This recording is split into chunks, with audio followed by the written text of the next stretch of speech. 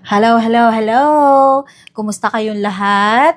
Gagawa na naman tayo ulit ng arrangement ng fruit. Ito very simple lang. So, kanina nakapag-cut na ako ng oranges at saka meron din ditong kiwi at saka meron ditong pomegranate seeds and lime. So, madali lang kasi very easy. Mag-ayos-ayos lang tayo ng ganyan, ng oranges. Ganyan lang siya. Okay. Ay. Ang laki. Wala ba dyan mas maliliit? Kashish.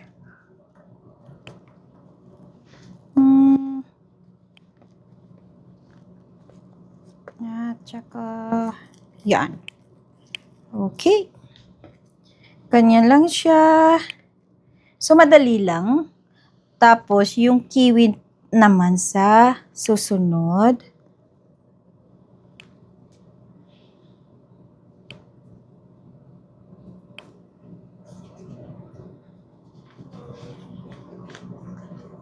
Ay, nasira ko isang kiwi.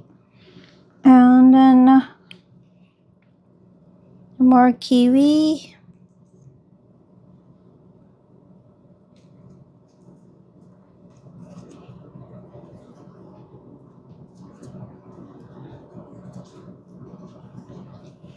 Tapos, isa pa dito.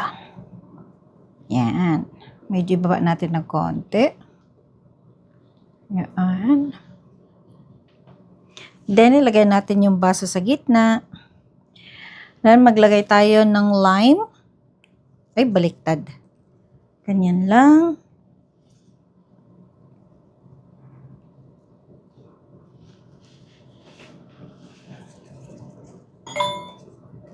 Ay, sino kaya yon?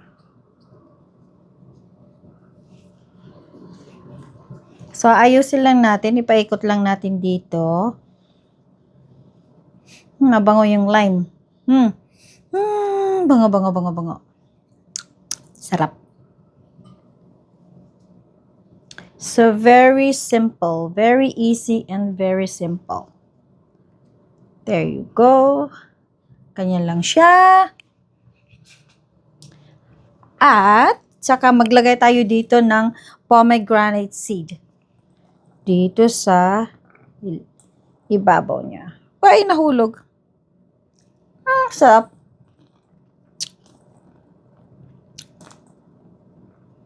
Ayan. Ganyan lang. Tapos, konti dito sa ilalim.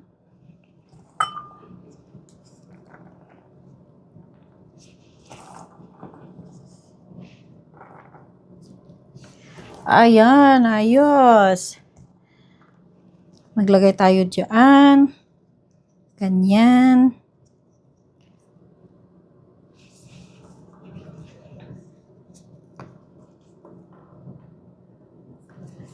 There.